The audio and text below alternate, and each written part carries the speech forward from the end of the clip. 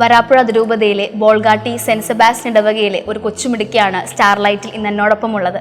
ബൈബിളിൽ 73 പുസ്തകങ്ങളിലെ 73 വചനവാക്യങ്ങൾ പാഠമാണ്. പേരെന്താണ്? മെയില്. എത്രാം ക്ലാസ്സിലാണ് മെയിലും പഠിക്കണേ? സെക്കൻഡ് സ്റ്റാൻഡേർഡിലെ. ഏത് സ്കൂളിലാ? സെന്റ് തെരേസാസ്. എന്താണ് മെയിലിന്റെ ഹൈലൈറ്റ്? വചനം കാണാണ്ട് പറയൂല്ലേ? കാണാണ്ട് പറയും. ഏറ്റവും ആദ്യം പഠിച്ച വചനം ഓർമ്മയുണ്ടോ? എന്തുവായിരുന്നു? സങ്കീർത്തനം 23:1. കർത്താവാണ് എൻ്റെ ഇടയൻ, എനിക്കൊന്നിനും കുറവുണ്ടാകുകയില്ല. 7 വയസ്സിൽ ഇവള് ചെയ്യുന്നത് ബൈബിളിലെ 73 വചന കാണാപ്പാടമാണ്. ഏകദേശം ഒരു 10 മിനിറ്റ് കൊണ്ടാണ് ആ മുഴുവൻ വചനങ്ങൾ കാണാപ്പാടം പറഞ്ഞു തീർത്തത്. ഒരൊറ്റ സ്ട്രെച്ചിന് പറഞ്ഞ ആ വചനം ഇപ്പൊ നിങ്ങൾക്ക് കേൾക്കാം. ഉൽപ്പത്തി 1:1. ആദിയിൽ ദൈവം ആകാശവും ഭൂമിയും സൃഷ്ടിച്ചു. പുറപ്പാട് 4:3. അവിടുന്ന് കൽപ്പിച്ചു അത് നിലത്തിടുക. അവൻ വടി നിലത്തിട്ടപ്പോൾ അത് സർപ്പമായി തീർന്നു. ലേവ്യർ 15:4. അവൻ കിടക്കുന്ന കിടക്കയും ഇരിക്കുന്ന ഇടങ്ങളുമെല്ലാം അശുദ്ധമായിരിക്കും. സംഖ്യ 10:13. മോശ വഴി കർത്താവ് നൽകിയ കൽപ്പനയും അനുസരിച്ച് അവർ ആദ്യമായി യാത്ര പുറപ്പെട്ടു. നിയമാവർത്തനം 1:32. എങ്കിലും ഈ കാര്യത്തിൽ നിങ്ങൾ ദൈവമായ കർത്താവിനെ വിശ്വസിച്ചില്ല. ജോഷുവ 6:27. കർത്താവ് ജോഷുവയോട് കൂടെ ഉണ്ടായിരുന്നു. അവന്റെ കീർത്തി നാട്ടിലെങ്ങും വ്യാപിച്ചു. ന്യായാധിപന്മാർ 10:17. അമ്മോനിയർ യുദ്ധത്തിനൊരുങ്ങി ഗിലെയാദിൽ താവളമടിച്ചു. റൂത്ത് 3:5. അമ്മ പറഞ്ഞതുപോലെ ഞാൻ ചെയ്യാം എന്ന് അവൾ പറഞ്ഞു. 1 സാമുവേൽ 2:7.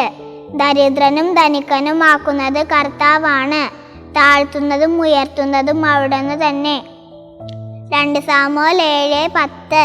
ഭൂമിയിലുള്ള മഹാന്മാക്കളെ പോലെ നിന്നെയും ഞാൻ മഹാനാക്കും. 1 രാജാക്കന്മാർ 22:25. ഒളിക്കാനുള്ള റെയിൽ കടക്കുന്ന ദിവസം നീ അതറിയും. 2 രാജാക്കന്മാർ 15:3. അവൻ പിതാവായ അമസ്യോയെ പോലെ കർത്താവിൻ്റെ മുൻപിൽ നീതിപൂർവ്വം വർത്തിച്ചു. 1 ദിനവൃത്താന്തം 16:11. കർത്താവിനെ അന്വേഷിക്കുവിൻ, അവിടുത്തെ ശക്തിയിൽ ആശ്രയിക്കുവിൻ, നിരന്തരം അവിടുത്തെ സാന്നിധ്യം തേടുവിൻ. 2 ദിനവൃത്താന്തം 17:9. കർത്താവിൻ്റെ നിയമഗ്രന്ഥവുമായി അവ യൂദാ നഗരങ്ങളിലെല്ലാം ചെന്നു ജനത്തെ പഠിപ്പിച്ചു. എസ്രാ 8:34. അവയുടെ എണ്ണവും തൂക്കവും തിട്ടപ്പെടുത്തി കുറിച്ചു വെച്ചു. നെഹേമിയ 2:4. രാജാവ് ചോദിച്ചു, എന്താണ് നിന്റെ അപേക്ഷ? തോബിത്ത് 4:6. ജീവിതകാലം മുഴുവൻ നിന്റെ പ്രവൃത്തികൾ നീതിഷ്ഠമായിരിക്കട്ടെ, അനീതി പ്രവർത്തിക്കരുത്. യൂദിത്ത് 2:3. തൻ്റെ കൽപ്പന അനുസരിക്കാത്ത ഏവരെയും നശിപ്പിക്കണമെന്ന് തീരുമാനിച്ചു. എസ്തർ 20:12. കർത്താവ് തൻ്റെ ജനത്തെ സ്മരിക്കുകയും തൻ്റെ അവകാശത്തിനു വേണ്ടി പ്രതികാരം ചെയ്യുകയും ചെയ്തു. 1 മക്കാബയർ 12:1. ഈ നിർദ്ദേശം അവർക്ക് ഇഷ്ടപ്പെട്ടു. 2 മക്കാബയർ 12:5. തൻ്റെ നാട്ടുകാരോട് ചെയ്ത ഈ ക്രൂരതയെ പറ്റി യൂദാസ് കേട്ട് സൈന്യത്തിനു നിർദ്ദേശം നൽകി. ജോബ് 10:10. അങ്ങ് എന്നെ പാല് പോലെ പകർന്ന് തൈര് പോലെ ഉറകൂട്ടിയില്ലേ. സങ്കീർത്തനം 23:1. കർത്താവാണ് എൻ്റെ ഇടയൻ, എനിക്കൊന്നിനും കുറവുണ്ടാകുകയില്ല. സുഭാഷിതങ്ങൾ 4:12. നടക്കുമ്പോൾ നിന്റെ കാൽ ഇടറുകയുമില്ല, ഓടുമ്പോൾ വീഴുകയുമില്ല. സഭാപ്രസംഗർ 1:3. സൂര്യനു താഴെ മനുഷ്യന് അധ്വാനം കൊണ്ട് എന്തു ഫലം. ഉത്തമഗീതം 8:3. അവൻ്റെ ഇടതു കരം എൻ്റെ തലയണ ആയിരുന്നെങ്കിൽ, വലതു കരം എന്നെ ആലിംഗനം ചെയ്തിരുന്നെങ്കിൽ. ജ്ഞാനം 6:10. വിശുദ്ധമായവ വിശുദ്ധിയോടെ ചെയ്യുന്നവ വിശുദ്ധരാകും, അവ അഭ്യാസിക്കുന്നവ രക്ഷ കണ്ടെത്തും. പ്രഭാഷകൻ 4:28. മരിക്കേണ്ടി വന്നാലും സത്യം വെടിയരുത്, ദൈവമായ കർത്താവ് നിനക്കു വേണ്ടി പൊരുതിക്കൊള്ളും. ഏശയ്യ 54:13. കർത്താവ് നിന്റെ പുത്രരെ പഠിപ്പിക്കും, അവർ ശ്രേയസ് ശ്രാജിക്കും. ജെറേമിയ 1:5.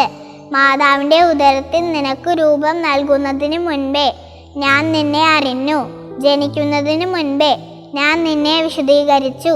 ജനതകളുടെ പ്രവാചകനായി ഞാൻ നിന്നെ നിയോഗിച്ചു. വിലാപങ്ങൾ 3:21.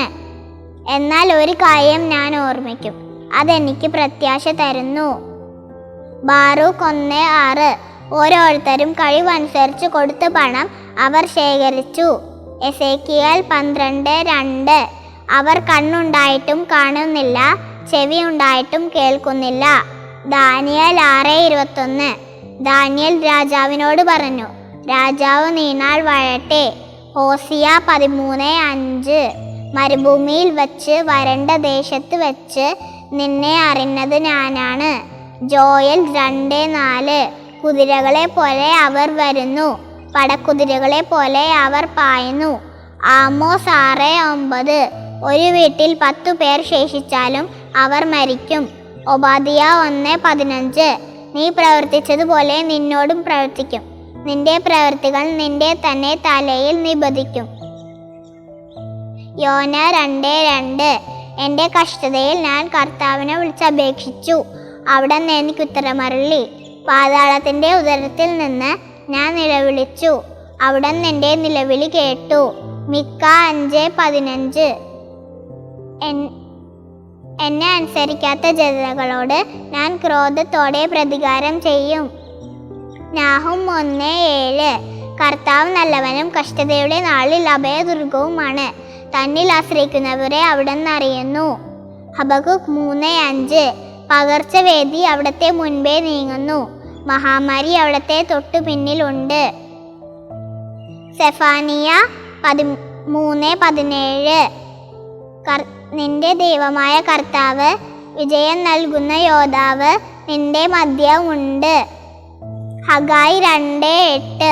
വെള്ളിയും എൻ്റേതാണ്, സ്വർണവും എൻ്റേതാണ്, സൈന്യങ്ങളുടെ കർത്താവ് അരുളി ചെയ്യുന്നു. സക്രിയ 14:6. അന്ന് തണുപ്പോ മഞ്ഞോ ഉണ്ടാകുകയില്ല. മലാക്കി 1:2. പുരോഹിതന്മാരെ, ഇതായി കൽപ്പന നിങ്ങൾക്ക് വേണ്ടിയാണ്. മത്തായി 3:2. മാനസാന്തരപ്പെടുവൻ, സ്വർഗരാജ്യം സമീപിച്ചിരിക്കുന്നു. മാർക്കോസ് 1:8. ഞാൻ നിങ്ങൾക്ക് ജലം കൊണ്ടുള്ള സ്നാനം നൽകി, അവനോ പരിശുദ്ധാത്മാവിനാൽ നിങ്ങൾക്ക് സ്നാനം നൽകും. ലൂക്ക 5:20. അവരുടെ വിശ്വാസം കണ്ട് അവൻ പറഞ്ഞു, മനുഷ്യ, നിന്റെ പാപങ്ങൾ ക്ഷമിക്കപ്പെട്ടിരിക്കുന്നു. യോഹന്നാൻ 12:8. ദരിദ്രർ എപ്പോഴും നിങ്ങളോട് കൂടെ ഉണ്ട്, ഞാൻ എപ്പോഴും നിങ്ങളോട് കൂടെ ഉണ്ടായിരിക്കുകയില്ല. അപ്പോസ്തല പ്രവർത്തനം 8:4. ചിതറിക്കപ്പെട്ടവർ വചനം പ്രസംഗിച്ചുകൊണ്ട് ചുറ്റി സഞ്ചരിച്ചു. റോമ 5:8. എന്നാൽ നാം പാപിയായിരിക്കെ ക്രിസ്തു നമുക്ക് വേണ്ടി മരിച്ചു, അങ്ങനെ നമ്മോടുള്ള തൻ്റെ സ്നേഹം ദൈവം പ്രകടമാക്കിയിരിക്കുന്നു. 1 കൊരിന്ത്യർ 10:12. ആകയാൽ നിൽക്കുന്നു എന്ന് വിചാരിക്കുന്നവൻ വീഴാതെ സൂക്ഷിച്ചു കൊള്ളട്ടെ. 2 കൊരിന്ത്യർ 12:8. അതെന്നെ വിട്ടകലാൻ വേണ്ടി 3 പ്രാവശ്യം ഞാൻ കർത്താവിനോട് അപേക്ഷിച്ചു. ഗലാത്തി 6:6. വചനം പഠിക്കുന്നവൻ തനിക്കുള്ള എല്ലാ നല്ല വസ്തുക്കളുടെയും പങ്ക് തൻ്റെ അധ്യാപകന് നൽകണം. എഫേസസ് 5:1.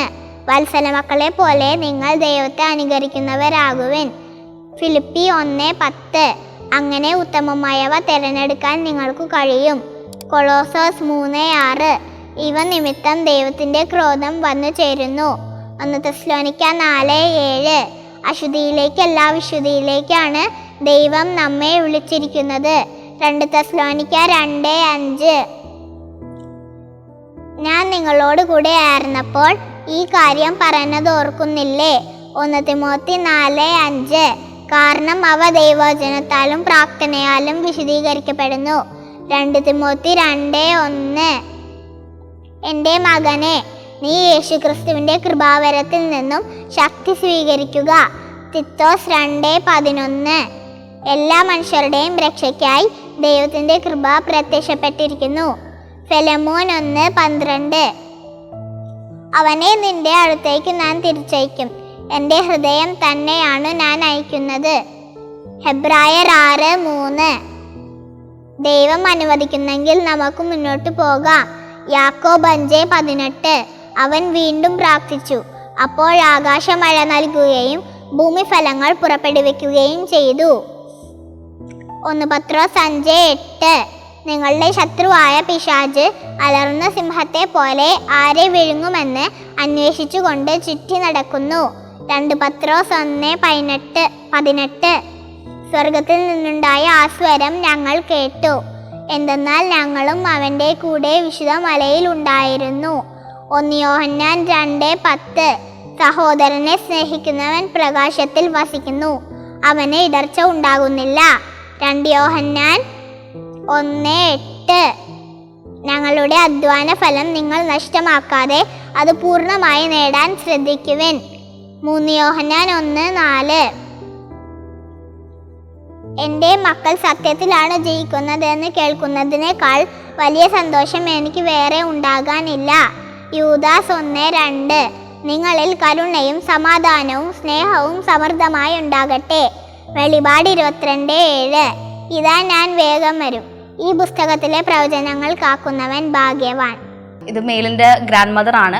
ആൻറ്റി എല്ലാം പഠിപ്പിച്ചത്. എനിക്ക് ആൻറ്റിയോട് ചോദിക്കാനുള്ളത്, എന്തുകൊണ്ടാണ് ബൈബിൾ പഠിപ്പിക്കാമെന്ന് വിചാരിച്ചത്? ബൈബിൾ ഞങ്ങൾ ഡെയിലി വീട്ടിൽ വായിക്കാറുണ്ട്. ഡെയിലി ശരിക്കും ഒരു 5 അധ്യായം വായിക്കണമെന്നായിരുന്നു ഞങ്ങളുടെ ഉദ്ദേശം. ചിലപ്പോൾ ഞങ്ങൾക്കത് പറ്റൂല. എന്നാലും ഞങ്ങൾ വായിക്കുന്ന സമയത്ത് കൊച്ചു ഞങ്ങളുടെ കൂടെ ഇരുന്ന് അത് ശ്രദ്ധിച്ച് ഞങ്ങൾ പറയുന്ന വചനം ഏറ്റു പറയാൻ തുടങ്ങി. അപ്പോൾ ഒരു 2.5-3 വയസ്സുണ്ട്. 2.5 വയസ്സിലാണ് അവൾ ഈ കർത്താവാണ് എൻ്റെ ഇടയൻ, എനിക്കൊന്നിനും കുറവുണ്ടാവില്ല എന്ന് പഠിച്ചത്. ഇപ്പോൾ ഞാൻ ഇത് ചോദിക്കാനുണ്ടായ കാരണം, ഇപ്പോൾ എല്ലാവരും അക്കാഡമിക്കലി അല്ലെങ്കിൽ സ്കൂളിൽ എൻ്റെ മകൾ എന്തിലും മികച്ച് നിൽക്കണമെന്ന് ചിന്തിക്കുന്ന ഒരു കാലയളവിൽ, എല്ലാവരും അങ്ങനെയല്ല, പക്ഷെ എന്നിരുന്നാൽ പോലും ഇവർ വിശ്വാസം എന്ന പാത തിരഞ്ഞെടുത്തു.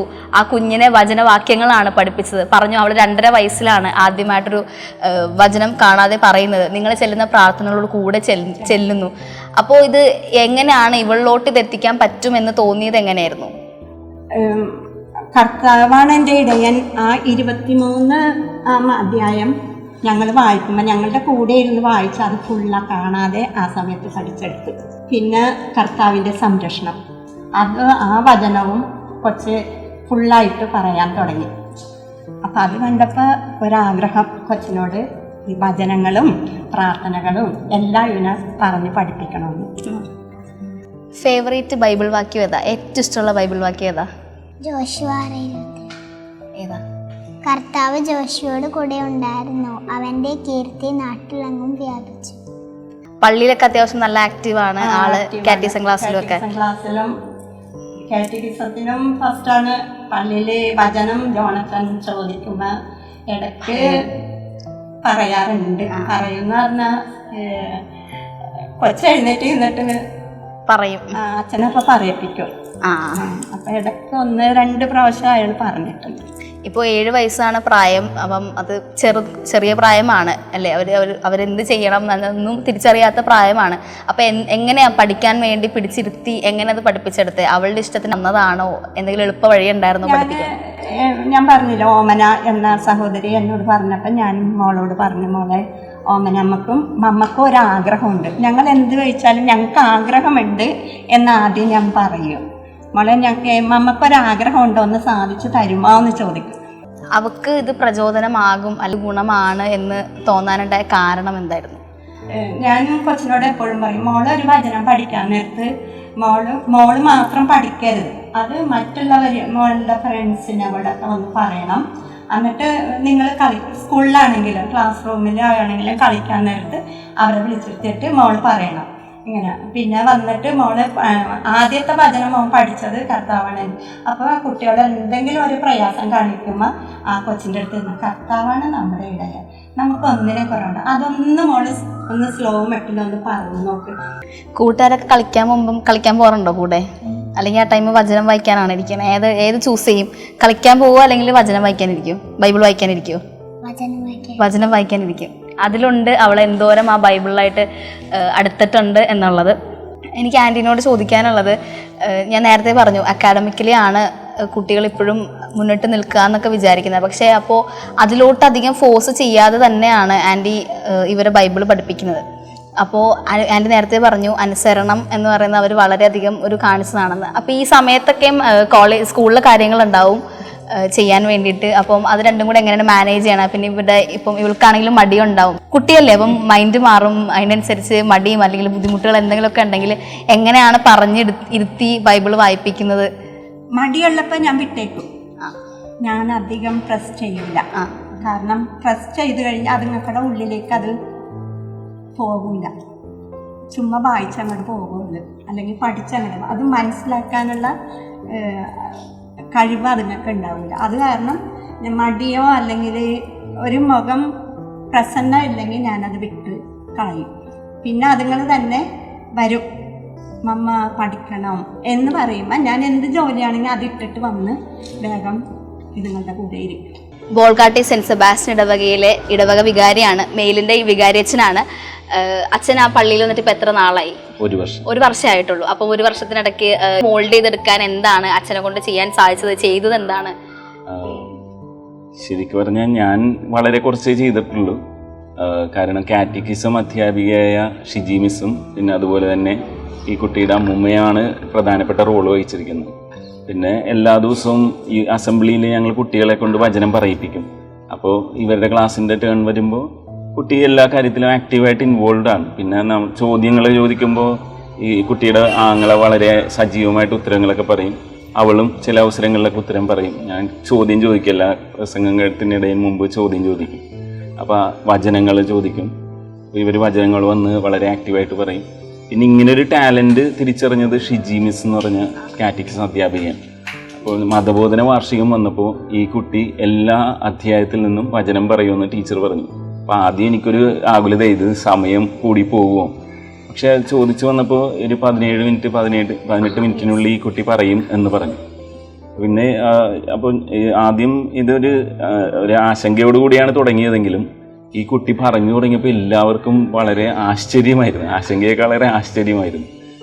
അത് പറഞ്ഞു തീർത്തപ്പോൾ എല്ലാവരും എഴുന്നേറ്റ് നിന്ന് കൈയടിച്ചു. അത്രയ്ക്കും ഒരു വളരെ സന്തോഷത്തിൻ്റെ ഒരു നിമിഷമായിരുന്നു ഈ കുട്ടി മുഴുവൻ വചനം പറഞ്ഞത്. ഇപ്പം ആ പ്രായത്തിൽ കാറ്റിസം, എനിക്ക് തോന്നുന്നു ഇപ്പോൾ കാറ്റിസം പിള്ളേർ പൊതുവെ കുറഞ്ഞുകൊണ്ടിരിക്കുകയാണ് കുറേ സ്ഥലങ്ങളിൽ, എല്ലായിടത്തും അങ്ങനെയാണെന്നല്ല.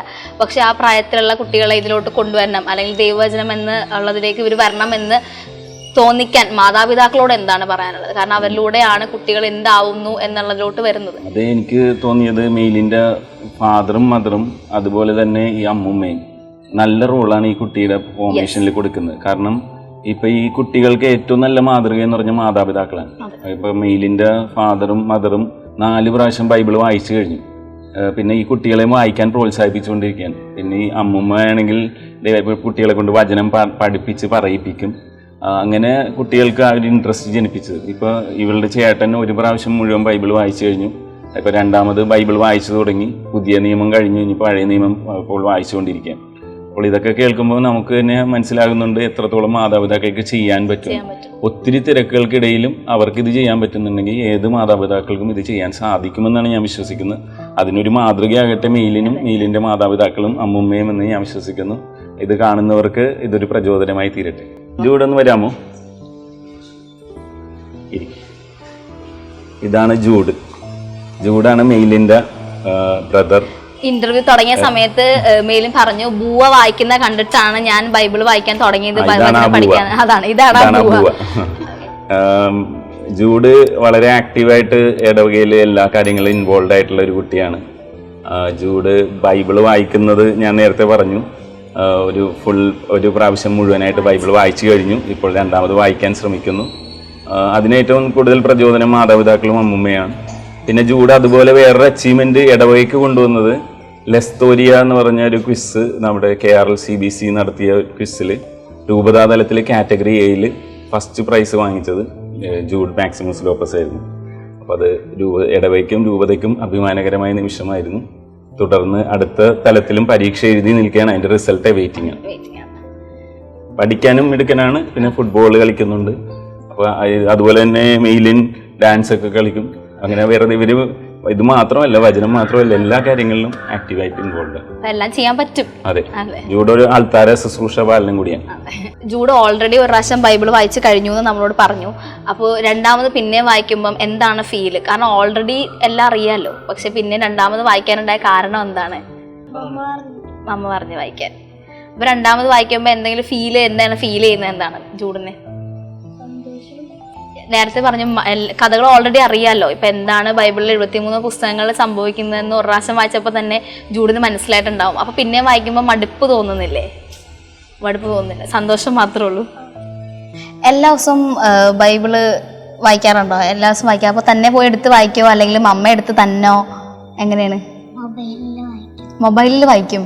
അപ്പോൾ മൊബൈലിൽ വേറെ ബാക്കിയുള്ള കാര്യങ്ങളൊക്കെ ഉണ്ടല്ലോ, യൂട്യൂബ് ഉണ്ട്, കാണാറുണ്ടോ? യൂട്യൂബൊക്കെ കാണാറുണ്ട്. യൂട്യൂബിൽ എന്താ കാണുന്നത്? അല്ലെങ്കിൽ യൂട്യൂബിൽ കുറേ കാര്യങ്ങളുണ്ടല്ലോ, സമയം പോവാൻ കുറേ ഇതുണ്ട്. അപ്പം എന്താണ്, ഈശോൻ്റെ വീഡിയോസ് ആണോ കാണുന്നത്, ബൈബിൾ വചനമാണോ കേൾക്കണത്, അല്ലെങ്കിൽ കാർട്ടൂൺസ് ആണോ കാണുന്നത്, എങ്ങനെയാണ്?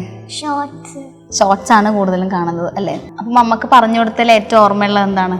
ബൈബിളിലെ കഥയാണോ, ഈശോ പ്രവർത്തിച്ച അത്ഭുതമാണോ, ഏതാ ഏറ്റവും ഓർമ്മയുള്ളത്? അത്ഭുതം. ഏതാ ഏറ്റവും ഓർമ്മയുള്ള അത്ഭുതം? ഏതാ? കാനായിലെ കല്യാണം വരുന്നതാണ് ഏറ്റവും നല്ല ഓർമ്മയുള്ളത്. അതെന്തായിരുന്നു അവിടെ സംഭവിച്ചത്? എനിക്കറിയാൻ പാടുള്ളൂ, പറഞ്ഞു തരും. എന്താ പറ്റിയ അവിടെ? വെള്ളം വീഞ്ഞാക്കി മാറ്റി. ആരൊക്കെ അവിടെ ഉണ്ടായേ?